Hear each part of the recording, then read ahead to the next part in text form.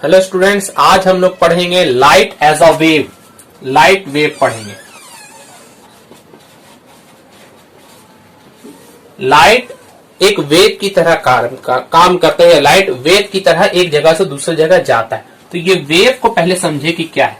हमने 9th class में जब साउंड चैप्टर पढ़ रहे थे तो हमने वेव को पढ़ा था कि वेव हम लोगों ने देखा तो वेव दो टाइप के होते थे। एक है लॉन्गिट्यूडिनल और दूसरा था ट्रांसवर्स। लॉन्गिट्यूडिनल वेव क्या है? यहां पर मीडियम के जो पार्टिकल्स है वो इस तरह से लेफ्ट राइट ऐसे ऑसिलेट या वाइब्रेट करते हैं और वेव जो है वो ऐसे करके इसके साथ साथ चलता है, मतलब ऐसा करके स्प्रिंग की तरह से चलता है। और ट्रांसवर्स वेव क्या है? इसमें मीडियम के पार्टिकल्स ऊपर नीचे वाइब्रेट करते हैं, ऊपर नीचे और वेव आगे की तरफ बढ़ते जाता है। वेव क्या है? ये एनर्जी ऐसे से वाइब्रेट करते करते क्या करते हैं, वो एनर्जी को आगे की तरफ धकेलते हैं।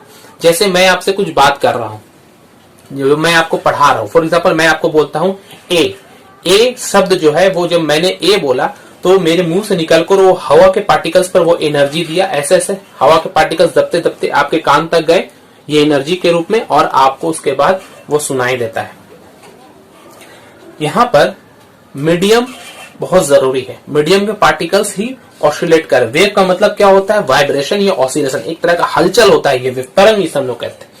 तो लाइट ऐसा ट्रेवल करता है। हम जानते हैं लाइट को अगर हम इन दोनों में से किसी एक श्रेणी में रखेंगे तो एक प्रॉब्लम आएगा, क्योंकि लाइट जो हमारे तक आ रहा है वो कहां से आता है? जनरली हम लोग जानते हैं, सबसे पहले एग्जांपल सूरज से हमारे पास लाइट आता है। ठीक है, देखते हैं ये हमारी पृथ्वी है, यहां पर आप खड़े हैं, यहां पर सूरज है। सूरज से लाइट आ रहा है। क्या आ रहा है? लाइट। ये लाइट आ रहा है। तो लाइट अगर इन दोनों में से किसी भी टाइप का वेव होता तो उसको जाने के लिए मीडियम का क्या होना चाहिए? मीडियम के पार्टिकल्स ऐसे या तो ऐसे कंपन करने चाहिए थे। मगर हम जानते हैं कि हवा का भी एक कुछ दूरी तक लेयर, ये हवा का लेयर है हमारे पास, इसके बाहर कुछ नहीं है, वैक्यूम है। तो लाइट यहां से जब आ रहा है, बहुत दूर है सूरज हमसे, तो वहां पर तो कुछ कोई मीडियम है ही नहीं, वहां पर तो वैक्यूम है, खाली है एकदम। तो वहां से जब लाइट हमारे तक पहुंचेगा तो वो बिना मीडियम के आ रहा है। लाइट या हीट भी अगर हम कहें तो लाइट अगर एक ऐसा वेव होता, इन दोनों में से किसी टाइप का वेव होता, तो वो कंपन कैसे कंपन करे? क्या कंपन कर रहा है? लाइट को यहां से आने के लिए मीडियम को कौन सा पार्टिकल कंपन कर रहा है? क्योंकि यहां तो कोई मीडियम है ही नहीं। इसका मतलब लाइट को हम इस टाइप के सिंपल एज अ वेव नहीं समझ सकते। तो लाइट क्या है? Light is a type of electromagnetic wave. बहुत इंपॉर्टेंट है ये। Light is a type of electromagnetic, ध्यान देंगे शब्द में, इलेक्ट्रोमैग्नेटिक।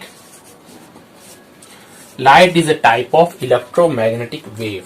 अब ये इलेक्ट्रोमैग्नेटिक क्या है? इलेक्ट्रो नाम से पता चल रहा है, इलेक्ट्रिक शब्द है, मैग्नेटिक मैग्नेट, मतलब यहाँ पर दो तरह के कंपन नहीं है, मगर यहाँ पर दो तरह का फील्ड प्रोड्यूस हो रहा है। फील्ड कहने का मतलब है क्षेत्र, इलेक्ट्रिक फील्ड और मैग्नेटिक फील्ड। यहाँ ये इलेक्ट्रिक और मैग्नेटिक फील्ड के वाइब्रेशन होने से एक दूसरे से, उसके बाद ये लाइट यहाँ से यहाँ पर आता है। ये कैसे होता है थोड़ा सा इसमें ग्लिम्स देख लें आप लोग। इलेक्ट्रिक फील्ड और मैग्नेटिक फील्ड जो ये वाइब्रेशन होता है, इलेक्ट्रिक फील्ड ऐसे ऐसे वाइब्रेट होता है ऊपर की तरफ, और मैग्नेटिक फील्ड ऐसे। ये दोनों में आप लोग देखें, एक ऊपर की तरफ ऐसे से वाइब्रेट हो रहा है, एक ऐसे हो रहा है, और लाइट किधर जा रहा है? सीधा ऐसे जा रहा है। तीनों एक दूसरे के परपेंडिकुलर है। ये इलेक्ट्रिक फील्ड, जैसे हमने फ्लेमिंग में पढ़ा था, ये इलेक्ट्रिक फील्ड, ये मैग्नेटिक फील्ड, और ये कौन सा डायरेक्शन है? लाइट का है। मतलब अगर हम इसे ऐसे दिखाएं, ये इलेक्ट्रिक फील्ड, ये मैग्नेटिक फील्ड, ऐसे बी लिखते हैं, मगर यहाँ पर समझाने के लिए आपको एम लिख रहे हैं, और ये हमारा क्या है? लाइट का डायरेक्शन है।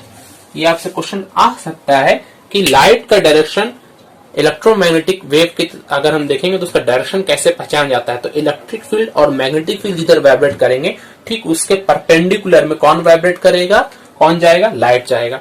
तो light as a electromagnetic wave की तरह कार्य करता है। उसमें इलेक्ट्रिक और मैग्नेटिक फील्ड एक दूसरे के परपेंडिकुलर है, और ये भी लाइट का डायरेक्शन भी वो क्या है, परपेंडिकुलर, तीनों एक दूसरे के म्यूचुअली परपेंडिकुलर हम लोग कहते हैं, एक दूसरे के लंबवत है यहाँ पर। जैसे कि हम लोगों ने फ्लेमिंग के बाएं हाथ के नियम में भी पढ़ा था, ये देखिए इलेक्ट्रिक, ये मैग्नेटिक फील्ड, और ये हो गया लाइट के चलने का डायरेक्शन।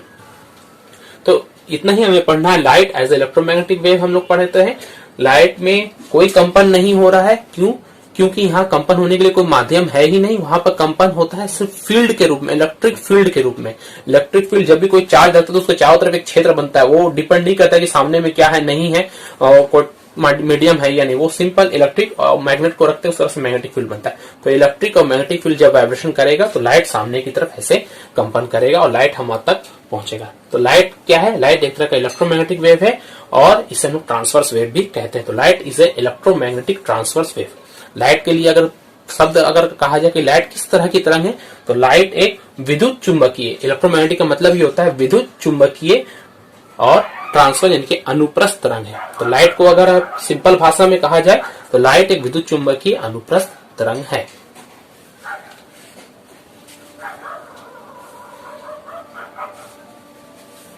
इस तरह का क्या और वेव हो सकता है? लाइट की तरह ही हम लोग जानते हैं हीट वेव भी है।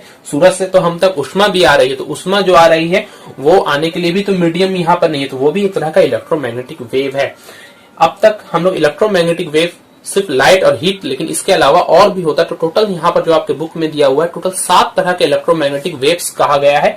तो इसे हम लोग एक इलेक्ट्रोमैग्नेटिक स्पेक्ट्रम बनाकर पढ़ते हैं। स्पेक्ट्रम कहने का मतलब वन पार्ट, जैसे कि हम लोगों ने पढ़ा था अलग अलग किरणों का वन पार्ट होता है, उसी तरह से अलग अलग वेव का भी अलग अलग वेवलेंथ है सबका। जो सबसे छोटा वेवलेंथ है, कोई सबसे बड़ा वेवलेंथ है, तो इन सबको हम एक चार्ट के रूप में ऐसे याद रख सकते हैं, जिसे हम लोग कहते हैं इलेक्ट्रोमैग्नेटिक स्पेक्ट्रम। देखिए, देखने में लग रहा है कि क्या है, मगर इजिली वे में समझना है। जो हम लाइट देखते हैं वो इलेक्ट्रोमैग्नेटिक वेव का एक छोटा सा हिस्सा है। इलेक्ट्रोमैग्नेटिक वेव हम लोगों ने पढ़ा इलेक्ट्रिक और मैग्नेटिक फील्ड, और इधर कोई भी वेव चलता है तो उसमें से वो एक छोटा सा हिस्सा है लाइट। इसके अलावा भी और भी वेव होते हैं जिसे हम इलेक्ट्रोमैग्नेटिक वेव कह सकते हैं। वो देखिए बाकी और कितने हैं, तो इधर 3 और इधर 3, बीच में कौन रखा गया? Visible light. ऊपर में ये इधर से उधर की तरफ वेवलेंथ बढ़ रहा है, इसे हम लोग इंक्रीजिंग वेवलेंथ, वेवलेंथ जो है इधर जाके बढ़ रहा है, इंक्रीजिंग। सबसे छोटे तरंग लंबाई की जो वेव होती है उसे हम लोग ने यहां रखा। सबसे छोटे तरंग लंबाई का इलेक्ट्रोमैग्नेटिक वेव कौन सा अगर पूछा जाए तो गामा किरणें सबसे छोटी तरंग लंबाई होती है। और सबसे बड़े कौन है? Radio wave. इसका मतलब क्या? तरंग लंबाई का मतलब क्या? एक वेव को अगर हम लोगों ने ऐसे बनाया है,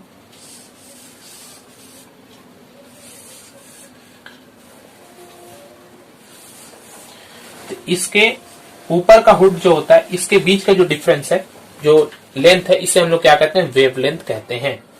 या नीचे को अगर यहां कहें तो इसको हम लोग क्या कहते हैं? ऊपर को हम लोग क्रेस्ट कहते हैं, नीचे को हम लोग ट्रफ कहते हैं।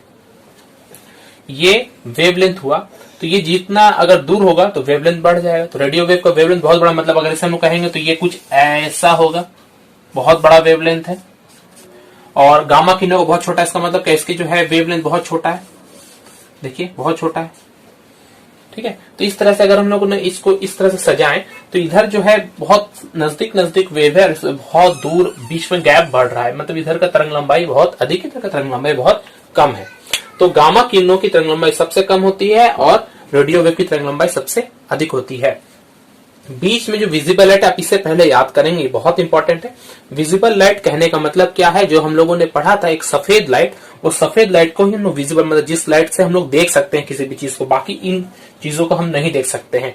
अगर हमें अल्ट्रावायलेट कहा जाए, इंफ्रारेड कहा जाए, तो इससे हमें कोई चीज दिखाई नहीं देती, हमें सिर्फ विजिबल लाइट से दिखाई देती है। और विजिबल लाइट में भी 7 अलग अलग रंग हम लोग देखते हैं, जिसमें सबसे कम जो है वायलेट। तो इधर जो सबसे जो लोएस्ट एरिया है ये क्या है? वायलेट का एरिया है।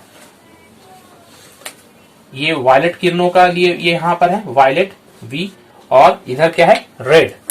ये क्या है? रेड। बीच में क्या है? Indigo, blue, green, yellow, orange, red. ये इस तरह से तरंग लंबाई सबसे कम क्या है? 400 नैनोमीटर। नैनोमीटर का मतलब है 10 का पावर -9 मीटर, मतलब अगर इसे कहा जाए तो 400 नैनोमीटर। 400 और सबसे अधिक रेट की कितना है? 700 नैनोमीटर होता है। एग्जैक्ट 7.8 अगर हम कहेंगे तो 7.8 होता है, लेकिन आप 400 से लेकर 700 याद रखें, इजी होगा याद करना। तो विजिबल लाइट या इलेक्ट्रोमैग्नेटिक स्पेक्ट्रम का किस रेंज की तरंग लंबाई को हम देख सकते हैं? 400 से लेके 700 के बीच में अगर तरंग लंबाई रहेगा तो उसे हम देख सकते हैं वो हमारा वेबियोर की श्रेणी में आता है, जिसे हम लोग जानते हैं। अब 400 नैनोमीटर से कम होगा तो उसे हम लोग क्या कहेंगे, अल्ट्रा वायलेट। देखिए वायलेट के पीछे है तो इसे क्या कहा गया, अल्ट्रा वायलेट। तो वायलेट से कम, इसकी तरंग लंबाई वायलेट से कम है। 400 नैनोमीटर से कम होगा, 300 नैनोमीटर, 200 नैनोमीटर, ऐसे करते करते 10 नैनोमीटर तक अगर रहेगा उसका रेंज 10 से लेके 400 के बीच में, तो उसे हम लोग क्या कहेंगे, अल्ट्रा वायलेट कहेंगे। 10 से भी अगर कम हो जाए, 10 नैनोमीटर से लेकर 10⁻² नैनोमीटर, मतलब बहुत छोटा होता जा रहा है तरंग, उसे हम लोग कहेंगे एक्सरे। एक्सरे तो हम लोग जानते हैं मेडिकल पर्पज में इस्तेमाल होता है, उसका तरंग लंबाई बहुत छोटी है हमारे लाइट की तुलना में, जो लाइट हम लोग देखते हैं। और एक्सरे ये 10⁻² नैनोमीटर तक एक्सरे है। 10⁻² से अगर और कम हो जाए, मतलब बहुत छोटी हो जाए, तो उसे हम लोग क्या कहेंगे, गामा किरणें कहेंगे। यहाँ पर दिया हुआ 10⁻⁵, इस रेंज में अगर है तो वो क्या कहलाएगा, गामा, मतलब इससे कम होने पर ही गामा किरणें। तो गामा किरणों की तरंग लंबाई सबसे कम होती है। अब अगर इधर आप लोग आएंगे, विजिबल लाइट से बड़े हो जाए, रेड के बाद रेड से क्या हुआ, इंफ्रारेड। इंफ्रारेड क्या है, देखिए 700 नैनोमीटर से ज्यादा तरंग लंबाई जिस किरणों की रहेगी या जिस वेव की रहेगी उसे हम लोग क्या कहेंगे, इंफ्रारेड कहेंगे। इसका रेंज कहां तक है, 700 से लेकर 1 मिलीमीटर, यहाँ पर नैनोमीटर नहीं है, एम है, मिलीमीटर। मिलीमीटर थोड़ा बड़ा होता है, हम मिलीमीटर जानते हैं, जो सेंटीमीटर का जो स्केल में एक लाइन होता है वो मिलीमीटर का होता है। तो ये जो है तरंग लंबाई अब बढ़ने लगा, बड़ा होने लगा, यहाँ तक छोटा हो रहा था, अब यहाँ से बढ़ने लगा। तो ये कौन है, इंफ्रारेड से भी बड़ा। लाल तरंग तो खुद 700 नैनोमीटर है, तो 700 नैनोमीटर से भी एक बड़ी तरंग लंबाई, तो उसे हम लोग क्या कह रहे हैं, इंफ्रारेड कह रहे हैं। अब 1 मिलीमीटर से लेकर 100 मिलीमीटर तक, 1 से लेकर 100 मिलीमीटर तक क्या होगा, माइक्रोवेव। 100 मिलीमीटर मतलब अब ये तो दिखने लगेगा तरंग लंबाई, मतलब इसकी जो लंबाई है वो हमें, वो तरंग लंबाई हम एक बड़ी संख्या को कहते हैं। 100 मिलीमीटर का मतलब होता है 10 सेंटीमीटर, 10 सेंटीमीटर मतलब कम से कम इतना। तो ये साइज की तरंग लंबाई है। अब 100 से जितना भी ऊपर हो जाए, 100 मिलीमीटर से ऊपर हो जाए, तो हम लोग क्या कहेंगे, रेडियो वेव कहेंगे। तो इस हिसाब से हम एक इलेक्ट्रोमैग्नेटिक स्पेक्ट्रम को हम लोग पढ़ सकते हैं। बीच को याद आप लोग रखें, 400 से 700, बाकी इधर अल्ट्रावायलेट, एक्सरे, गामा, और इधर इंफ्रारेड, माइक्रोवेव और रेडियो वेव। इधर छोटी तरंग लंबाई की किरणें हैं, तरंग है, और इधर बड़ी तरंग लंबाई वाली तरंगे हैं। सबसे बड़ी कौन है, रेडियो वेव, और सबसे छोटी कौन है, गामा किरणें, गामा रे। इसको गामा वेव नहीं कहते, गामा रे कहते हैं हम लोग, एक्सरे कहते हैं। अब इनमें हर एक का यूज आपसे पूछा जाता है। तो गामा किरणों का इस्तेमाल होता है खास करके कैंसर की कोशिकाओं को मारने के लिए। जो आप लोग कैंसर के इलाज में आप लोग जानते हैं, रेडिएशन जो हम लोग कहते हैं, वो रेडिएशन क्या होता है, वो गामा किरणों का ही रेडिएशन होता है। ये हमारे शरीर के लिए, स्वस्थ मनुष्य के लिए बहुत ही हानिकारक है, क्योंकि जिस जगह से हमारे शरीर को ये भेद करके जाती है वहां की कोशिकाएं मर जाती है। तो इसका इस्तेमाल हम लोग क्या कहते हैं, जिस जगह में कोशिकाएं ऑलरेडी कैंसर ग्रस्त हो चुकी है, उन कोशिकाओं को मारने का काम क्या करता है, गामा किरणें करती है। तो गामा किरणों का इस्तेमाल हम लोग खास करके अभी कैंसर की ट्रीटमेंट में करते हैं। एक्सरे का इस्तेमाल हम लोग करते हैं कभी फ्रैक्चर को अगर पता करना, कभी हड्डी का फ्रैक्चर होता है हमारा, या कहीं पर कोई रोग पता करना, ट्यूमर पता करना होता है, तो हम लोग अपने शरीर का क्या करते हैं, एक्सरे करते हैं। तो ये मेडिकल पर्पस में इसका इस्तेमाल होता है। अल्ट्रावायलेट का हम लोग खास इस्तेमाल अभी जान रहे हैं, वाटर का फिल्ट्रेशन में किया जाता है।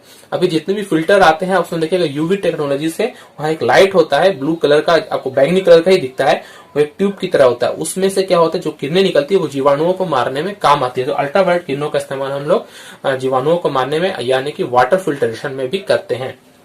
विजिबल लाइट, इससे हम लोग कोई भी चीज को देखने में काम आता है, इसके बारे में तो हम लोग जान ही रहे।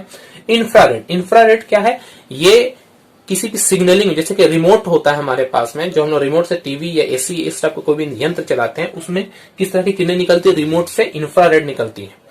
माइक्रोवेव क्या कहता है, ये बहुत गर्म करने का काम में आता है। तो माइक्रोवेव का इस्तेमाल हम लोग ओवन, किसी भी केक या इस तरह का कोई भी बेकरी का सामान बनाने में हम लोग कर सकते हैं। माइक्रोवेव का इस्तेमाल होता है किसी माइक्रोवेव ओवन में, आप लिख देंगे। रेडियो वेव की बहुत बड़ी तरंग लंबाई वाली किरणें हैं। इसका इस्तेमाल हम लोग करते हैं जो टीवी या सैटेलाइट के जरिए जो भी हम लोग कम्युनिकेशन करते हैं, जैसे मोबाइल से हम लोग बात करते हैं, तो मोबाइल से जो सिग्नल जाता है वो किस रूप में जाता है, रेडियो वेव के रूप में जाता है। टीवी का भी जो बाहर जो सैटेलाइट से जो टीवी हमारे घर तक जो पहुंच रहा है बाया डिश या किसी भी तरह से, तो वो रेडियो वेव के द्वारा ही हो रहा है। तो इन सबका उपयोग और सबका जो ऊपर में जो आपको रेंज दिया, वो उस रेंज को जरूर आप लोग याद कर लेंगे। स्कैटरिंग ऑफ लाइट का छिटकना, स्कैटरिंग ऑफ लाइट आप किसे कहेंगे? दिन के समय जब भी सूरज से जब लाइट हमारे तक पहुंचती है, तो वायुमंडल में बहुत सारे कुछ ऐसे धूल कण होते हैं या जल की बूंदें भी होती हैं, जो व्हाइट लाइट जब सूरज से जब कोई लाइट आ रहा है तो उसको वो छिटका देती है। जैसे लाइट आया किसी धूलकण पर पड़ा तो पड़ने के बाद में वो चारों दिशाओं में छिटक जाती है। अब हम जानते हैं जो सूरज की जो किरणें हैं उसमें अलग अलग तरह की किरणें हैं, रंग है, 7 रंग अलग अलग है, वायलेट है, इंडिगो है, ब्लू है, ग्रीन है, येलो, ऑरेंज है। तो दिन के समय जब सूरज उधर से आता है, सूरज से जो किरणें आती हैं तो इन धूलकण और जलवाष्प के कारण कुछ किरणें होती हैं बहुत ज्यादा छिटकती हैं, जिसकी तरंग लंबाई बहुत कम होती है वो ज्यादा छिटकती। तरंग लंबाई किसकी कम होती है? वायलेट की सबसे कम होती है, या ब्लू और इंडिगो, इन तीनों कलर की सबसे नीचे की तरफ में वायलेट, इंडिगो और ब्लू है। तो ये कम तरंग लंबाई वाली किरणें बहुत ज्यादा छिटकती है। तो बहुत ज्यादा छिटकने के बाद हमारे आंखों पर सबसे ज्यादा किरणें यही पहुंचती है, क्योंकि ज्यादा छिटक रही है तो हमारे आंखों तक पहुंचती है। कौन सा रंग? वायलेट, इंडिगो और ब्लू। तो ये तीनों आपस में मिलकर कौन सा रंग बनाते हैं? ब्लू बनाते हैं। इसलिए जब हम ऊपर की तरफ देखते हैं आसमान की तरफ तो हमें वो कैसा दिखाई देता है? नीला दिखाई देता है, जैसे हम लोग स्काई ब्लू या सिंपली ब्लू भी कहते हैं। तो अगर यहां से आपसे क्वेश्चन आए कि बहुत इंपॉर्टेंट क्वेश्चन है कि हमें आकाश नीला क्यों दिखाई देता है, हमें आसमान नीला क्यों दिखाई देता है, तो नीला दिखाई देने का कारण यह है कि दिन के समय सूर्य से आने वाली किरणें वायुमंडल में उपस्थित धूलकण और जलवाष्प से टकराती हैं और ये किरणें छिटकती हैं। इनमें सबसे कम तरंग लंबाई वाली जो किरणें होती हैं जैसे कि वायलेट, इंडिगो, ब्लू, इनका छिटकना बहुत ज्यादा होता है कंपेरेबल टू लाल और ऑरेंज, इनकी तुलना में बहुत ज्यादा ये छिटकती है। तो बहुत ज्यादा छिटकती है तो ये ज्यादा फैलती है वायुमंडल में, तो हमारे आंखों पर यही तीनों किरणें पड़ती है, जिसकी वजह से हमें ऊपर में आसमान को जब हम देखते हैं तो वह कैसा दिखाई देता है? ब्लू दिखाई देता है। क्लियर हुआ? तो ये आसमान का ब्लू दिखाई देना ये स्कैटरिंग ऑफ लाइट का एक एग्जाम्पल है। आपसे कहा जाएगा कि स्कैटरिंग ऑफ लाइट का एक उदाहरण दो, तो आसमान का नीला दिखाई देना। और आसमान नीला होता है इसलिए समुद्र का पानी भी क्या दिखाई देता है आपको? नीला दिखाई देता है, क्योंकि समुद्र में ही आसमान का ही जो प्रतिबिंब है वो हमें समुद्र में दिखाई देता है। जैसे समुद्र का जल नीला होना या आसमान नीला होना, ये किस घटना है? स्कैटरिंग ऑफ लाइट है। इसके अलावा स्कैटरिंग ऑफ लाइट का एक और बहुत अच्छा एग्जांपल है। आप लोग हमेशा देखें जब सुबह में अर्ली मॉर्निंग जब सूरज जब निकलता है तो उस समय आपको सूरज क्या दिखाई देता है? लाल दिखाई देता है या ऑरेंज दिखाई देता है। और शाम के समय में जब सूरज डूबने वाला होता है तब भी आपको लाल या ऑरेंज दिखाई देता है। ऐसा क्यों है? तो इसका कारण ये है,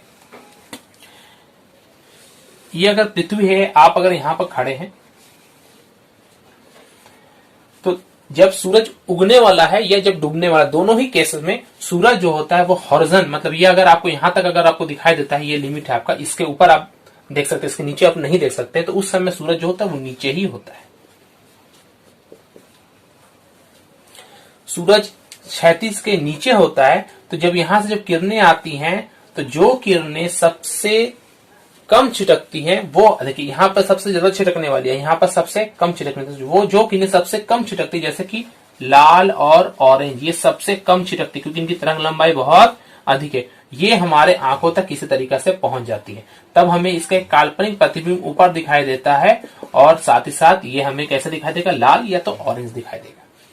ध्यान सुनेंगे, दोनों एक दूसरे के अपोजिट है।